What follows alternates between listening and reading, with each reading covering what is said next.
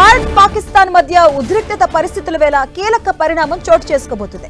63,000 కోట్లతో 26 ప్రత్యేక rifle marine fighter జెట్ల ఒప్పందంపై ఇవాళ అధికారికంగా సంతకాలు చేయనున్నారు భారత్ ఫ్రాన్స్ ప్రతినిధులు. ఈ ఒప్పందంపై కేంద్ర కేబినెట్ ఈ నెల 9వ తేదీన ఆమోదం తెలుపగా ఇప్పటికే ఇరు దేశాల అధికారులు పలు దఫాలుగా చర్చలు జరిపారు.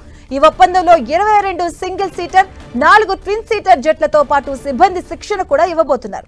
ఢిల్లీలో ఇవాళ ఫ్రెంచ్ రాయబారితో భారత రక్షణ కార్యదర్శి రాజేష్ కుమార్ సింగ్ సంతకాలు చేయబోతున్నారు. 2029 చివరి నాటికి ఈ రాఫెల్ జెట్లు డెలివరీలు ప్రారంభమవగా 2031 నాటికి మొత్తం ఆర్డర్స్ పూర్తవుతాయని అధికారులు భావిస్తున్నారు.